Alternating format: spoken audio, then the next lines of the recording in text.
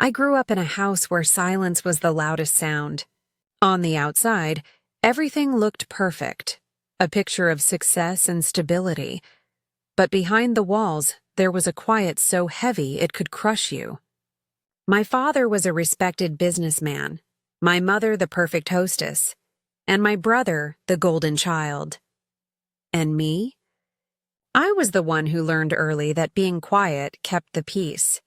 If I cried, my mother's smile would harden, and my father would sigh, calling me too sensitive. Those two words shaped my whole childhood. I learned to swallow my feelings, to laugh at things that hurt, to stay invisible when emotions got too loud. At school, I blended in. Teachers thought I was shy but smart. Friends liked me but never really knew me. I became a shadow, polite, dependable, and quiet. The kind of girl who disappeared in plain sight. Books were my escape. Inside those pages, people spoke their truths, even when it broke them. I envied that courage. So at 15, I started writing. My first line was always the same. If I tell the truth, will anyone believe me? I didn't write to be heard. I wrote because it was the only place I existed. College was my first breath of freedom. I studied journalism because I wanted to find truth, not just out in the world, but in myself. My classmates saw confidence. I saw survival. There's a kind of strength that grows from years of silence. It doesn't roar. It burns quietly until it finds oxygen. My first real article exposed local corruption. It caused a stir. My editor was proud, but my mother called me that night, her voice tight and sweet. "Maybe you should write about happier things," she said. But happiness felt dishonest. I didn't want to decorate lies. I wanted to uncover them. Then came the night everything changed. My phone buzzed with a headline, "Prominent businessman under investigation for fraud." It was my father. My heart froze. The man who built his empire on perfection was suddenly front-page news. My editor told me to stay out of it, said it was too personal. But it was already personal. Every lie I read reminded me of the ones I grew up with. That's when I decided to write a book. Not about my father, not exactly, but about families that bury truth under smiles. About how silence becomes its own kind of violence. I knew what it would cost me. But I was done being afraid. The first chapter poured out like a confession. I wrote about sleepless nights listening to my parents argue, about pretending everything was fine for the sake of appearances, about the invisible scars that come from emotional neglect. I didn't exaggerate or invent. I simply told the truth. As I wrote, I realized this story wasn't just mine. It belonged to countless others. Kids who grew up unheard, women dismissed as dramatic, sons taught to hide their pain. My story was a mirror, and behind it, I saw thousands of faces just like mine. I called the manuscript The Quiet Ones. It felt right, a name that carried both pain and power. When I sent it to a publisher, I expected rejection. Instead, I got a call from an editor who said, "I cried reading this. People need your story." I sat on my dorm floor and cried too, not out of joy but disbelief. For once, someone had listened. The publishing process was intense. The editor suggested changing names and softening scenes. I refused. If they wanted privacy, I said, they should have been kind. When The Quiet Ones came out, I didn't expect much. But slowly people started reading. Then they started talking. Within months, my words spread like wildfire. Strangers reached out, sharing their own stories. Some said, "I thought I was the only one." Others just wrote, "Thank you." For the first time, I felt seen. But visibility came with a price. My parents were furious. My father released a statement calling my story fictional dramatization. My mother stopped answering my calls. Friends from home unfollowed me online. The same people who once called me quiet now called me cruel.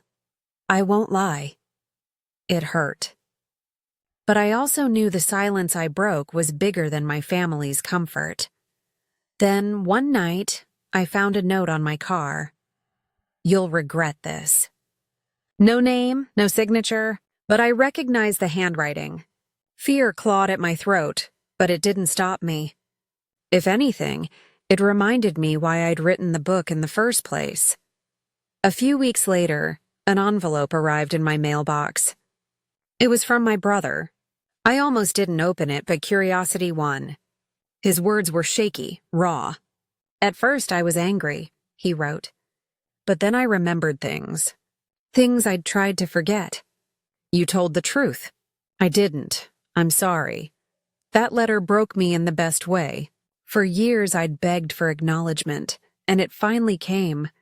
Not from the people who raised me, but from someone who'd survived alongside me.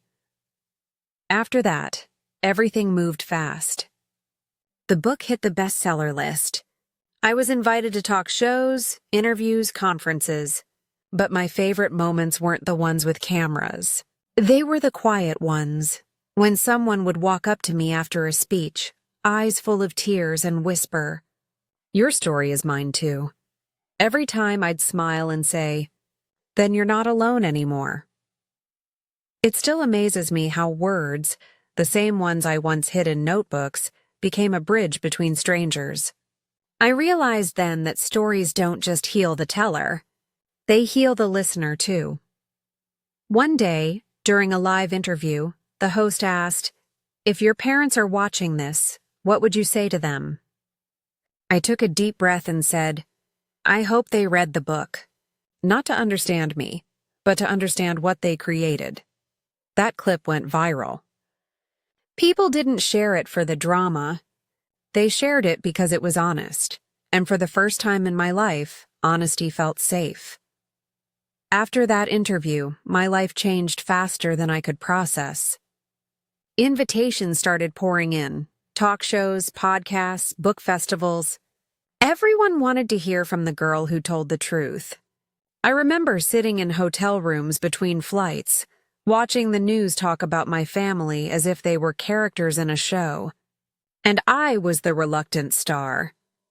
But even as the world started listening, I couldn't stop thinking about the little girl I used to be, the one who sat in her bedroom scribbling words she thought no one would ever read. That girl had finally been heard. Still, I wasn't looking for revenge. What I wanted was understanding, not from my parents, but from myself. For years, I'd believed their version of me, that I was too sensitive, too dramatic, too much. But through my writing, I found out that being too much was exactly what made me whole. The months that followed were a blur of cameras, applause, and silence after the noise. Fame looks glamorous from afar, but up close it's lonely. I missed ordinary things, walking unnoticed, laughing without a headline waiting to twist it. But every time I felt overwhelmed, I'd read the letters that kept arriving. People sent stories, poems, photos of dog-eared copies of The Quiet Ones. A woman once wrote, "Your book made me call my mother for the first time in 10 years. Another said, "You gave me permission to speak." And that's when it hit me. This was bigger than me or my family. My story had become a doorway, and people were walking through it toward their own truth. Still, the past has a way of testing your peace. Months later, I received an invitation to speak at a national conference on trauma and recovery. When I saw the list of attendees, my stomach twisted. My parents were on it. My first instinct was to back out. The thought of standing on that stage with them in the audience terrified me. But then I remembered I had spent a lifetime being afraid of their silence. It was time they sat with mine. That day, I walked onto the stage trembling but steady. The spotlight hit me like a confession. I began speaking, not as an author or survivor, but as the girl who once whispered to be heard. I didn't name names. I didn't accuse. I just told my truth about love that hurts, silence that kills, and the power of finally saying, enough. When I finished, the entire room stood and clapped. Everyone except my parents. They stayed seated, faces unreadable. But for once, their silence didn't wound me. It freed me. Afterward, I sat backstage, heart still pounding, when someone quietly entered the room. It was my mother. For a moment, we just stared at each other. Then she said 2 words, soft, trembling. I read it. No apology. No explanation. But in that instant, I realized I didn't need one. Her acknowledgement was enough. For the first time, she didn't deny the story. She admitted it existed. That was all the closure I'd ever wanted. That night, I went back to my hotel room and opened my journal, the same one I'd started at 15. I wrote, "Healing isn't about erasing what happened. It's about learning to live where it once hurt."